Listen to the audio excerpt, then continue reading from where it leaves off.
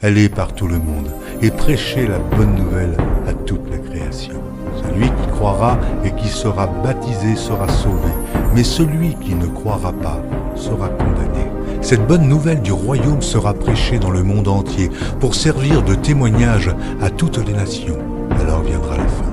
Heureux celui qui lit et ceux qui entendent les paroles de la prophétie et qui gardent les choses qui y sont écrites, car le temps est proche. Ces paroles sont certaines et véritables. Et le Seigneur, le Dieu des esprits des prophètes, a envoyé son ange pour montrer à ses serviteurs les choses qui doivent arriver bientôt. Et voici, je viens bientôt, et ma rétribution est avec moi pour rendre à chacun selon ce qu'est son œuvre. Moi, Jésus, j'ai envoyé mon ange pour vous attester ces choses dans les églises. Bonjour mes très chers frères et sœurs, je suis encore dans la joie aujourd'hui d'être encore ensemble avec vous. Donc aujourd'hui on va encore développer un nouveau message. Comment être victorieux? Et sûrement, frères et sœurs, tu traverses certains problèmes, tu traverses certaines situations, et certains combats, mais tu n'arrives pas à voir la victoire. Mais qu'est-ce qui se passe? Tu pries tous les jours, tu rentres en jeûne, tu fais même les 7 jours de jeûne, 21 jours de jeûne, 40 jours de jeûne, mais que rien ne se passe. Ce problème est toujours bloqué. Ce combat ne termine pas. C'est compliqué pour débloquer ce problème-là. C'est comme vraiment une pierre. C'est tellement dur que c'est compliqué. Tu te poses même des questions.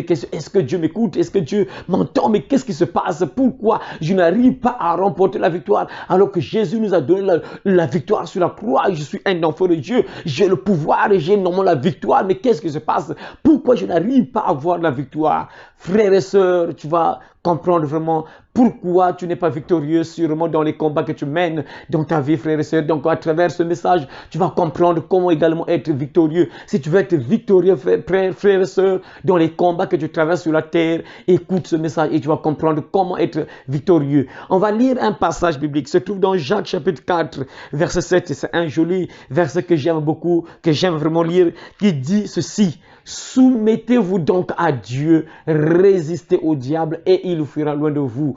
Tu entends, frères et sœurs? Soumettez-vous donc à Dieu, résistez au diable et il fuira loin de vous. Donc là, l'apôtre Jacques nous montre qu'est-ce qu'il faut faire pour avoir la victoire, pour résister, pour être en guerre et pour remporter la victoire. Qu'est-ce qu'il faut faire, frères et sœurs? L'apôtre Jacques nous dit la première condition: il faut se soumettre à Dieu. Il faut se soumettre à Dieu. Ça veut dire quoi, se soumettre à Dieu? Ça veut dire quoi, se soumettre? Se soumettre, c'est obéir à ton Dieu. Donc, puisque c'est notre Dieu, on parle de Dieu. Donc, obéir à Dieu, être au service de Dieu, lui obéir, écouter sa voix, obéir à tout ce qu'il te dit. Si tu ne l'obéis pas, frères et sœurs, ça sera toujours compliqué, mes frères et sœurs, de remporter la victoire. Tu verras que, mon frère, ma sœur, tu vas entrer en guerre, tu pries 7 jours de jeûne, tu es dans la prière, marathon de prière, comme actuellement on appelle ça communément chez nous ici, les marathons de prière. Tu rentres dans les marathons de prière, mais la porte sera toujours fermée, tu n'auras jamais la victoire. Pourquoi? Parce qu'il y a le manque de soumission, mes frères et sœurs. Parce qu'il faut comprendre une chose, frères et sœurs. C'est pas par notre propre force qu'on peut remporter la victoire. C'est pas par notre propre capacité. C'est pas par notre propre force. C'est pas par notre propre intelligence. Non, mes frères et sœurs, ce n'est que Dieu qui nous donne la victoire dans nos combats. C'est lui qui intervient dans nos vies pour nous donner la victoire. Si Dieu n'est pas avec nous, mes frères et sœurs, tu verras que tu n'auras jamais la victoire, parce que celui qui te donne la victoire, c'est Dieu. Et si tu ne l'écoutes pas, si tu ne l'obéis pas, tu n'auras pas la victoire. Pourquoi? Parce que c'est lui qui te donne la victoire. Et voilà pourquoi l'apôtre Jacques commence en disant: soumettez-vous à Dieu. Frères et sœurs, pose-toi la bonne question. Est-ce que tu te soumets à Dieu? Est-ce que tu obéis à Dieu? Est-ce que tu écoutes ce qu'il te dit? Est-ce que tu pratiques ce qu'il te dit? Comme l'apôtre Jacques l'a encore dit, ne vous bornez pas à écouter la parole, mettez la parole en pratique. Il dit encore, ne vous bornez pas à écouter la parole. C'est vrai, tu vas te dire sûrement que moi je vais à l'église, hein? Moi j'écoute la parole de Dieu, je lis la Bible, tout ça. Mais est-ce que tu pratiques? Est-ce que tu mets en pratique ce que ton Père te dit? Si tu veux avoir la victoire, est-ce que tu pratiques ce que ton Père te dit dans la parole de Dieu? Et nombreux aujourd'hui perdent la victoire, perdent le combat plutôt, perdent le combat. Pourquoi? Parce que ils ne sont pas soumis à Dieu. Il y a le manque de soumission dans leur vie, mes frères et sœurs. Et nombreux sont comme ça. Et voilà pourquoi l'apôtre Jacques commence en disant: soumettez-vous donc à Dieu. Et après, tu rentres dans la résistance. Donc, tu ne peux pas aller en guerre. Tu ne peux pas entrer dans le combat sans te soumettre. Si tu ne te soumets pas, parce que c'est Dieu qui te donne la victoire, c'est lui qui va combattre à ta place. comme il a déclaré avec le peuple d'Israël en Égypte, il a dit que l'Éternel combattra pour vous et vous gardez silence. Vous voyez, donc c'est Dieu qui combat à notre place, parce que c'est pas nous, en fait, c'est vrai, on est là, on prie, mais c'est vrai, c'est pas toi, en fait, qui ferait que le problème change, c'est Dieu, parce que c'est vrai, parce que lorsque nous prions, nous invoquons une force invisible, nous invoquons Dieu, bien sûr que les gens ne voient pas, nous l'invoquons, et c'est lui qui intervient dans notre problème, c'est lui qui intervient dans notre combat. Donc si tu n'as pas Dieu avec lui, si tu n'as pas Dieu avec toi, du coup tu n'auras pas la victoire, tu vas toujours perdre la guerre, tu vas toujours perdre la bataille. Pourquoi? Parce que Dieu n'est pas avec toi, mes frères et sœurs. Regardez, vous allez voir dans le temps passé, qu'est-ce qui se passe avec le peuple de Dieu? Lorsque le peuple de Dieu allait en guerre, et à chaque fois qu'ils étaient dans la désobéissance, Dieu n'était pas avec eux et ils perdaient toujours le combat, ils perdaient toujours la guerre. Pourquoi? Parce que celui qui leur donnait la victoire n'était pas avec eux. Résumez sérieusement, vous allez voir, hein, dans le temps passé, qu'est-ce qui s'est passé? Lorsque le peuple de Dieu partait en guerre, c'était toujours comme ça. Lorsqu'ils étaient dans la désobéissance, ils perdaient toujours le combat, ils perdaient toujours la guerre. Pourquoi? Parce que celui qui leur donnait la victoire n'était pas avec eux. Voyez donc, si Dieu est avec toi, ça veut dire que tu auras toujours la victoire. Et la Bible dit encore que deux personnes ne peuvent pas marcher ensemble sans être convaincus. Donc si vous entendez, si Dieu est avec toi, tu es avec Dieu, Dieu est avec toi, et tu es avec Dieu, vous êtes liés, vous êtes ensemble. Et quand vous êtes ensemble, frères et sœurs, la guerre peut se déclencher. Tu auras toujours la victoire parce que c'est lui qui te donne la victoire, frères et sœurs. Donc la première des choses, il faut se soumettre, obéir à la parole, frères et sœurs. Mets en pratique ce que Dieu te dit. Quand il te dit, mon enfant, abandonne ces choses-là, abandonne. Ton père te dit, mon enfant, abandonne la masturbation, abandonne la masturbation. Mon enfant, abandonne la vie de bar, boîte de nuit, abandonne. Mon enfant, abandonne l'alcool, abandonne. Abandonne l'impudicité, abandonne. Abandonne l'adultère, abandonne. Si tu veux être victorieux, frère, il y a un jeune qui m'a posé la question. Il m'a posé la question, frère. Il est venu me voir, frère. Ah, moi, je ne sais pas, je suis tellement attaqué par la femme de nuit là. Vraiment, la femme de nuit là me fait souffrir. Mais qu'est-ce que je dois faire pour être victorieux? Qu'est-ce que je dois faire vraiment pour que je puisse remporter la victoire? Il y a vraiment, à chaque fois quand je dors là, la nuit, je rêve une femme qui vient me faire des rapports sexuels. Quand je me réveille là, comme ça, et le lit devient mouillé. Donc, cette femme vraiment me torture. Chaque fois, c'est comme ça. Qu'est-ce que je dois faire pour être victorieux? Hein, dans ce combat-là, qu'est-ce qu'il faut faire? Je lui dis que, frère, si tu veux être victorieux, tu dois abandonner l'impudicité. Tu ne dois plus coucher avec les femmes sans être marié. Si tu veux que la femme de nuit te lâche, tu dois arrêter avec ce péché-là. Parce que tant que tu n'arrêtes pas ce péché-là, donc tant que tu n'obéis pas à Dieu, Dieu te dit, fuyez l'impudicité. Donc tant que tu ne fuis pas l'impudicité, le démon de mari de nuit, de femme de nuit sera toujours accroché à toi. Parce que, mais tu ne mets pas en pratique ce que ton Dieu te dit. Celui qui va te donner la victoire, tu ne l'écoutes pas, tu n'obéis pas. Mais comment veux-tu être victorieux? Tu ne veux pas obéir à celui qui va intervenir dans ton combat. Celui qui va te libérer, celui qui va chasser le démon de femme de nuit, de mari de nuit qui vient t'attaquer. Mais non, comment veux-tu avoir la victoire? Je lui dis que non, frère, si tu veux avoir la victoire, tu arrêtes avec ce péché-là d'abord. Un, tu arrêtes avec ce péché-là. Et deux, tu entres en prière. Tu te réponds d'abord. Après, je l'ai encore dit qu'il faut te repentir. S'il y a des filles avec lesquelles tu as couché, tu dois te repentir de ce péché-là, arrêter ce péché-là et entrer en prière. Il faut prier. Il faut vraiment entrer en prière la nuit. Si tu as le temps, tu te réveilles la nuit à 0h, 1h, 2h, 3h. Et à ces heures-là, tu peux te réveiller, tu entres en prière, tu pries pendant 30 minutes, 1 heure, tout dépend de la force que Dieu va te donner. Et c'est comme ça que tu seras victorieux. Voyez, frères et sœurs, donc il faut comprendre, si tu veux être victorieux dans les combats que tu traverses, frères et sœurs, si tu n'obéis pas à Dieu, tu verras que ça sera toujours dur. Tu n'auras pas la victoire, ça sera toujours compliqué pour t'en sortir. Ça sera toujours difficile pour t'en sortir, frères et sœurs, tant que tu n'obéis pas à Dieu. Jacques le dit, on se soumet et lorsqu'on entre en guerre, la Bible donne une promesse, le diable fuira loin de nous. Il fuit loin de nous. Il fuit loin de nous. Lorsqu'on entre en guerre, lorsqu'on se soumet à Dieu, on l'obéit, on pratique ce que lui il nous dit de faire. On rentre en guerre, la Bible nous donne une promesse, le diable fuit. Donc que ce soit les sorciers, le monde des ténèbres qui se lève contre ta vie, frère, quand tu te soumets à Dieu, quand tu entres en prière, ils doivent reculer. C'est obligatoire, ils doivent fuir, frères et sœurs, comme Dieu l'a donné. Il a donné une promesse, mes frères et sœurs. Lorsque tu vas obéir à mes commandements, Dieu donne une promesse. Les ennemis, ils viendront contre toi par un seul chemin, mais ils vont fuir devant toi par 7 chemins. Ça veut dire quoi? Ça veut dire que sauf que peu, dès qu'ils vont essayer de t'attaquer là, quand tu entres en prière, les anges de Dieu entrent en guerre et ils vont fuir par 7 chemins, sauf que peu. C'est la promesse donnée par Dieu si tu obéis, frères et sœurs. Voilà pourquoi la seule condition, frère, si tu veux être victorieux dans tes combats, il faut vraiment se soumettre à Dieu. Bien sûr, croire en Dieu. Quand tu te soumets, ça veut dire que tu crois en Dieu. Tu mets en pratique ce qu'il te dit, frère, et tu verras que tu auras toujours la victoire. On va encore lire un autre passage biblique. Un autre passage biblique qui se trouve dans, lisons encore 1 Jean chapitre 5. Qu'est-ce que 1 Jean chapitre 5 nous dit? 1 Jean chapitre 5 verset 18. Lisons un peu ce que 1 Jean chapitre 5 verset 18 dit. La Bible dit quoi? Nous savons que quiconque est né de Dieu ne pêche point, mais celui qui est né de Dieu se garde lui-même et le malin ne le touche pas.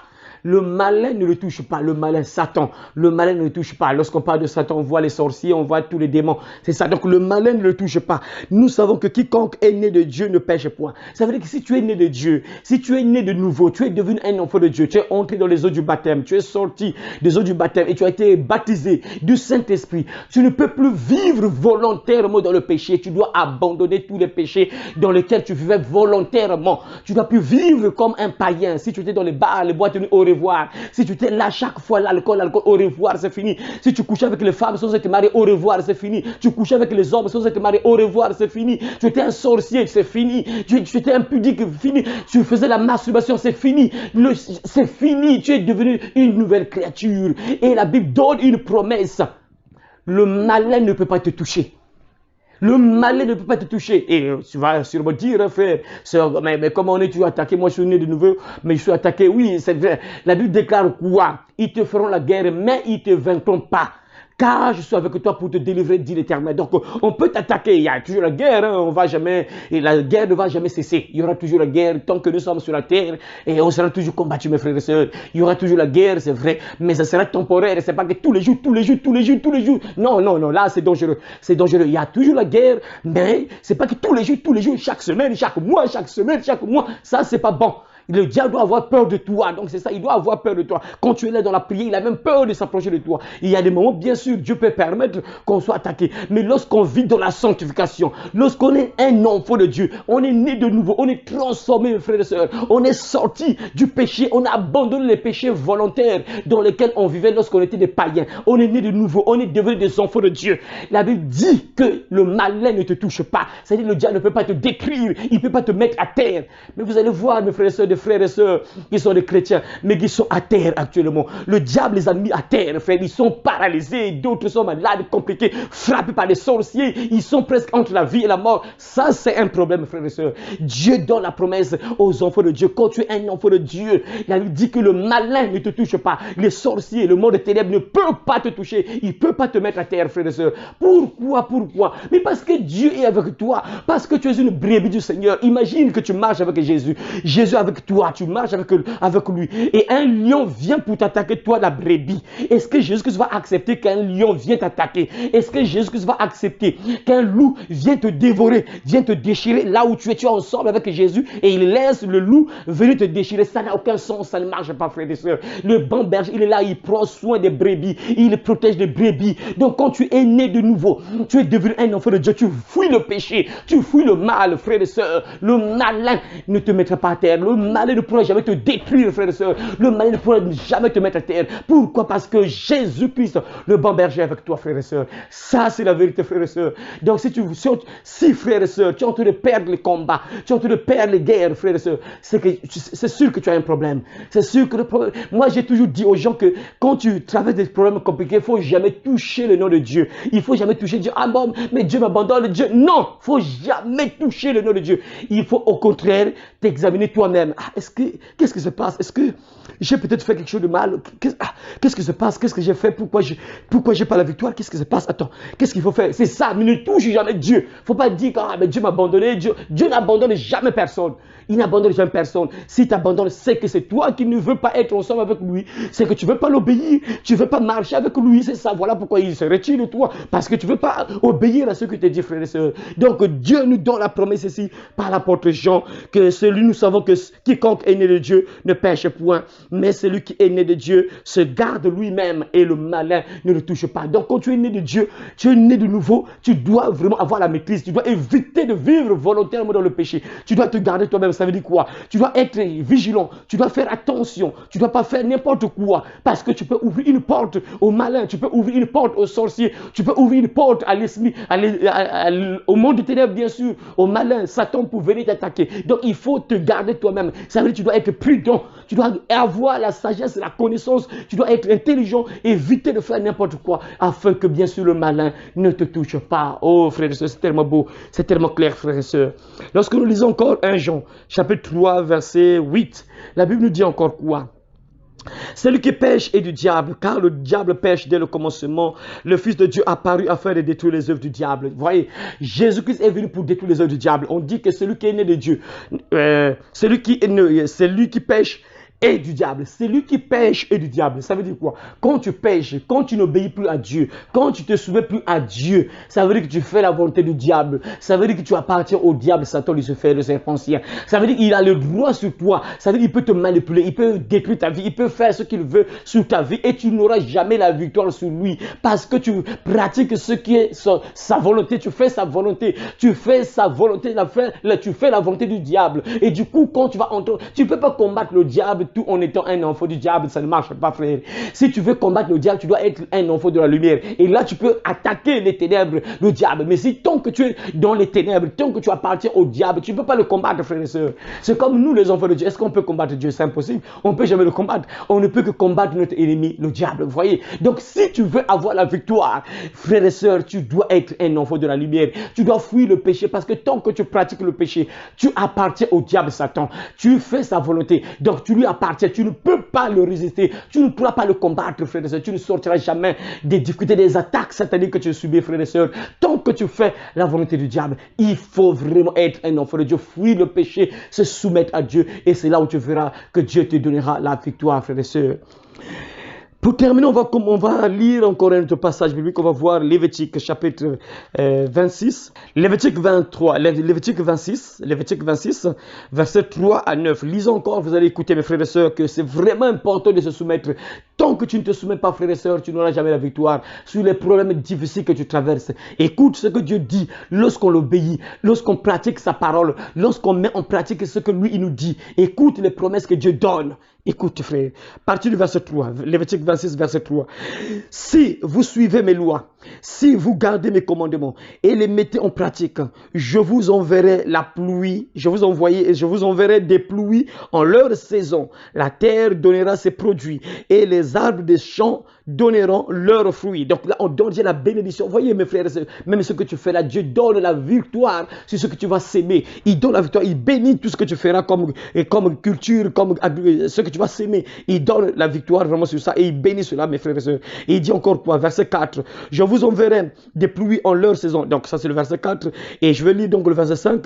À peine aurez-vous battu le blé que vous toucherez à la vendange et la vendange atteindra les semailles. Vous mangerez votre pain à satiété et vous habiterez en sécurité dans votre pays. Vous habiterez en comment? Vous habiterez comment? En sécurité dans votre pays. Verset 6. Je mettrai la paix dans le pays. Je mettrai la paix dans le pays. Lorsqu'on obéit à Dieu, lorsqu'on se soumet à Dieu, il dit il mettrait la paix dans le pays. C'est-à-dire il met la paix dans ta maison. Peut-être ta maison est troublée, ta maison n'a plus la paix, c'est compliqué. C'est une guerre terrible qui se déclenche chaque semaine, chaque mois dans ta maison. Dieu donne la promesse si tu l'obéis. Si tu te soumets à Dieu, tu mets en pratique sa parole, il donne la victoire dans ta maison, il va mettre la paix dans ta maison, mon frère, il va enlever tout esprit qui dérange ta maison, tout esprit qui enlève la paix dans ta maison, il va chasser cet esprit mauvais, frère, il va installer la paix dans ta maison. Il ne s'arrête pas là, il dit encore quoi? Je mettrai la paix dans le pays, je mettrai la paix dans le pays et personne ne troublera votre sommeil, personne ne troublera votre sommeil, personne ne troublera votre sommeil. Écoutez, voyez mes frères, personne ne troublera votre sommeil. Il y a des gens qui sont là, mes frères et sœurs, qui ne dorment pas la nuit. C'est compliqué. C'est compliqué. Dès qu'il fait 18 h, la personne a peur. Dès qu'il fait 22 h, 23 h, la personne a peur parce que la personne sait qu'à partir de 0 h, c'est des attaques déjà, c'est des tortures, des attaques compliquées déjà. La personne a peur, la personne tremble. Pourquoi? Parce qu'il est l'heure du diable. Il est temps de torturer la personne. Mais voyez mes frères, si tu obéis à Dieu, Dieu dit quoi? Personne ne troublera votre sommeil. Le diable ne pourra pas troubler ton sommeil. Les sorciers ne pourront pas troubler ton sommeil. Les démons qui viennent t'attaquer la nuit, que ce soit les maris, femmes de nuit, les esprits sataniques, démoniaques qui viennent, qui prennent la forme des insectes, des animaux, des silhouettes, des ombres, tout ça, ils ne pourront pas troubler ton sommeil. Je donne cette promesse, frères et sœurs. Oh, personne ne troublera votre sommeil. Je ferai disparaître du pays les bêtes féroces et l'épée ne passera point par votre pays. Oh, mes frères et sœurs, vous poursuivrez vos ennemis et ils tomberont devant vous par l'épée. Vous poursuivrez vos ennemis et ils tomberont devant vous par l'épée, mes frères et sœurs. Dieu donne la promesse. Lorsque tu te soumets, frères et sœurs, il donne la promesse qu'il va éloigner les bêtes féroces, les bêtes qui viennent t'attaquer, parce qu'il y a des gens qui sont... Oh, il y a pas très longtemps, j'ai prié avec une sœur qui me dit que dans son sommeil, elle voit des buffles qui viennent monter sur elle. Parfois, c'est des mortiers hein, qu'on est en train de frapper sur son sexe, mes frères, des choses terribles. C'est compliqué, la personne ne dort pas. C'est compliqué, mes frères, et c'est ça. Dieu dit qu'il va éloigner ces bêtes féroces. Il va envoyer ça loin de toi, frère. Si tu te soumets à Dieu, voilà pourquoi, frère, tu veux avoir la victoire. Soumets-toi, frère. Soumets-toi, sœur. Soumets-toi, frère. Soumets-toi, sœur. Si tu veux avoir la victoire, je ne sais pas quel genre de combat que tu traverses. Je ne sais pas quel genre de problème que tu traverses, frère. Si tu veux avoir la victoire, crois à ce qui est écrit dans la Bible. Crois à ce que Dieu déclare, frère. Si tu obéis, tu mets en pratique sa parole, frère. Tu gardes la foi en Dieu. Tu entres en guerre. Il va t'accorder la victoire. Il donne cette promesse. Il dit que vous poursuivrez vos ennemis et ils tomberont devant vous par l'épée, mes frères et sœurs. Il donne la victoire même. Ceux qui vont s'élever contre ta vie, mon frère, ma soeur, quand tu entres en prière, ils vont fuir par ce chemin. Sauf que, frères et sœurs, quand tu obéis à Dieu, quand tu pratiques sa parole, frères et sœurs, voilà pourquoi obéis, frère. Soumets-toi à Dieu. Regarde les belles promesses que Dieu donne. Les belles promesses qu'il donne. Il va combattre lui-même à ta place. Il sera à tes côtés chaque jour. Il ne t'abandonnera jamais, frère. Il sera là tous les jours. Lorsque l'ennemi viendra contre toi, frère, il va fuir devant toi. Il va fuir. Pourquoi? Parce que tu ne seras jamais seul. Dieu sera toujours avec toi. Il a dit, voici, je suis avec vous jusqu'à la fin du monde. Tu n'es pas seul, frère. Tant que tu obéis à Dieu, tant que tu t'attaches à Dieu, tu n'es pas seul. Sœur, frère, sache-le, tu n'es jamais seul. Dieu est toujours à tes côtés. La Bible dit quoi? Lorsqu'on voit Psaume 38, verset 4, et Psaume 34, verset 8, il dit quoi? L'ange de l'Éternel campe autour de ceux qui le craignent et il les arrache du danger. Dieu sera toujours là à travers ses anges. Ces anges vont toujours te protéger chaque jour. Ces anges vont toujours veiller sur toi parce que tu te soumets à Dieu, parce que tu l'obéis, tu mets en pratique sa parole, frère et sœur. Si tu ne te soumets pas, frère, tu vas toujours perdre la victoire. Tu n'auras jamais la victoire. Oh, frère et sœur, souvenez-vous de ce qui s'est passé avec les 7 fils de Séva. Ils ont trouvé un homme qui avait un esprit mauvais. Ils ont commencé donc à prier pour cet homme-là afin de chasser le démon qui était dans cet homme-là. Et lorsqu'ils ont commencé à prier pour cet homme-là, et le démon qui était dans la personne va lui répondre: je connais Paul, je connais Jésus, je sais qui est Paul, mais vous qui êtes-vous? Parce qu'il voyait que ceux-là ne sont pas des enfants de Dieu. Ils n'écoutent pas Dieu, ils ne se soumettent pas à Dieu, ils n'ont rien en eux. Il n'y a rien en eux, ils le voyaient vide, le démon le voyait vide, il n'y avait rien en eux. Ils savaient qu'ils n'étaient pas des enfants de Dieu, ils ne se soumettaient pas à Dieu, ils ne croyaient pas en Dieu, ils ne mettaient pas en pratique la parole, ils savaient qu'ils n'appartiennent pas à Dieu. Le démon a dit: je connais Paul, je connais Jésus, je connais Paul. Donc quand tu es un enfant de Dieu, quand tu te soumets à Dieu, frères et sœurs, même le monde de ténèbres va remarquer cela. Ils vont remarquer que celui-là appartient à Dieu, ils vont remarquer que tu es un enfant de Dieu. Les sorciers, moi je me rappelle un témoignage que j'ai suivi. Il y a un sorcier qui donnait un témoignage en disant que nous les sorciers, on reconnaît les enfants de Dieu. Lorsqu'ils marchent en route, ils savent que celui-là c'est un enfant de Dieu, celui-là c'est pas un enfant de Dieu, celui-là c'est un enfant de Dieu, celui-là c'est pas un enfant de Dieu. Donc les sorciers savent, ils savent reconnaître les enfants de Dieu et ceux qui ne sont pas les fils de Dieu. Quand tu es fils du diable, quand tu n'obéis pas à Dieu, quand tu te soumets pas à Dieu, tu n'es pas un enfant de Dieu, tu es fils du diable. Et ça, quand tu rentres en guerre, tu ne pourras jamais résister devant Satan. C'est impossible, frère. Toi, pour résister, pour avoir la victoire sur le diable, sur les sorciers, les démons, il faut se soumettre à Dieu, parce que c'est lui, Dieu, qui va t'accorder la victoire. C'est lui qui va entrer dans ton combat, c'est lui qui va combattre à ta place, c'est lui qui va te donner la victoire, frères et sœurs. Donc à partir de maintenant, frères et sœurs, tu as compris juste en quelques mots, en quelques versets seulement, comment avoir la victoire. Tant que tu ne te soumets pas, frères et sœurs, tant que tu ne fuis pas le péché, tu ne mets pas en pratique. Parce que celui qui se soumet, c'est celui qui écoute Dieu. Et quand tu écoutes Dieu, Dieu te dit quoi? Abandonne ça, abandonne ça, abandonne ça. Donc tu abandonnes, donc tu crains Dieu. Tu abandonnes ce que Dieu ne veut pas que tu puisses faire. Et quand tu es comme ça, frères et sœurs, sache-le que tu auras toujours la victoire. Tôt ou tard, tu auras toujours la victoire. Parce que Dieu peut permettre que ton combat puisse prendre un peu du temps. Ça peut prendre peut-être une semaine. Mais sache-le, tôt ou tard, tu auras toujours la victoire. Parce que Dieu est avec toi. Il sera avec toi, frères et sœurs. Parce que le combat peut mettre du temps. Ça peut mettre du temps. Ça peut prendre une semaine, 2 semaines, peut-être 3 mois, et des mois peut-être. Mais sache-le, tôt ou tard, Dieu te donnera toujours la victoire, frères et sœurs. Il sera toujours là. Parce que c'est parfois une preuve. C'est parfois une preuve qui est là. Mais Dieu t'accordera toujours la victoire. Quel que soit le combat qui va se lever contre ta vie, quel que soit le nombre des ennemis qui vont se lever contre ta vie, Dieu donne une promesse. Tu vas les poursuivre. Ils vont fuir devant toi, frères et sœurs. Ils vont tomber par l'épée, mes frères et sœurs. Ils auront peur de toi si tu te soumets à Dieu. Si tu te soumets à Dieu, alors frères et sœurs, soumets-toi à Dieu. Soumets-toi à Dieu et tu verras la victoire que le Seigneur va t'accorder tous les jours de ta vie, vraiment. Frères et sœurs, vraiment que ce message t'aide à comprendre cela. Que sans la soumission, tu vas toujours perdre la guerre. Tu vas toujours perdre les combats. Si tu veux être victorieux, fais le contraire. Donc, soumets-toi à Dieu. Et là, lorsque tu vas entrer en guerre, frères et sœurs, tu verras toujours la victoire. Tu verras toujours la victoire dans tes combats. Dieu sera toujours avec toi pour t'accorder la victoire. Vraiment que Dieu t'aide à comprendre cela. Et on va terminer ce message par une prière, frères et sœurs. On va prier. Éternel Dieu Tout-Puissant, je te dis merci. Merci, toi qui as encore permis que je puisse transmettre ce message pour encourager mon frère, pour fortifier mon frère, ma soeur qui est peut-être abattue, mon frère, ma soeur qui est sûrement dans des combats terribles, Père, mais il n'arrive pas à voir la victoire. Mais tu as permis aujourd'hui que mon frère, ma soeur puisse écouter ce message afin qu'il soit fortifié, afin qu'il puisse avoir l'intelligence, afin qu'il puisse avoir la connaissance. Parce que ta parole déclare, mon peuple périt, mon peuple perd la guerre, mon peuple perd le combat. Pourquoi? Parce qu'il lui manque la connaissance. Tu l'as dit, mon peuple périt par manque de connaissance. Et c'est sûr que mon frère, ma soeur, perd plusieurs combats. Pourquoi? Parce que le manque de connaissance. Parce que le manque de connaissance est dans la vie de mon frère, ma soeur. Mais à travers ce message, Père, je sais que tu renouvelles l'intelligence de mon frère et de ma soeur. À partir de maintenant, mon frère et ma soeur amènent la connaissance. À partir de maintenant, ma soeur va maintenant mettre sa vie en ordre afin qu'elle puisse avoir la victoire. Mon frère mettrait désormais sa vie en ordre afin qu'il puisse avoir la victoire dans tous les combats qu'il mène, qu'il traverse. Oh Père, Dieu Tout-Puissant, voilà pourquoi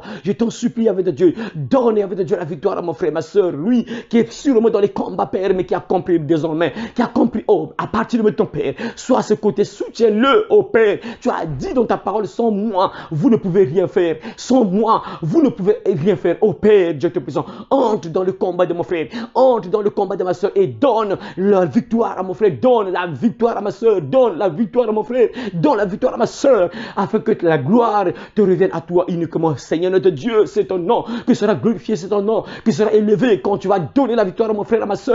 C'est un nom qui sera élevé avec Dieu. Merci Père, parce qu'à partir de maintenant, tu soutiens mon frère et tu enlèves avec Dieu tout ce qui l'ont péché à t'obéir. Père, brise la résistance à ta parole, Père. Tout ce qui l'empêche de pratiquer ta parole, Père, que cela soit neutralisé et libère la vie de mon frère, libère la vie de ma soeur maintenant au nom de Jésus, et que l'esprit d'obéissance, l'esprit de soumission agisse maintenant au niveau de mon frère et ma soeur maintenant, que l'esprit de soumission agisse maintenant dans la vie de mon frère et ma soeur maintenant, que l'esprit de soumission agisse maintenant dans la vie de mon frère, ma soeur maintenant, Père, afin qu'elle soit victorieuse, que mon frère soit victorieux tous les jours de sa vie maintenant. Merci, Yahweh de Dieu, parce que tu nous aimes. Merci, Père, parce qu'à partir de maintenant, tu vas soutenir mon frère, tu vas soutenir ma soeur. Merci, Yahweh de Dieu, pour ta parole que tu viens de nous donner, qui nous donne l'intelligence, qui nous donne l'intelligence, qui nous donne l'intelligence. Merci, Yahweh de Dieu. Gloire à toi, honneur à toi, aujourd'hui à jamais, dans le nom précieux et puissant de notre Seigneur et Sauveur, Jésus-Christ. Nous avons demandé toutes ces choses.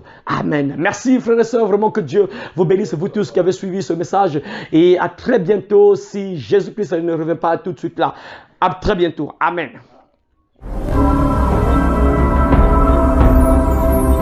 Le royaume des cieux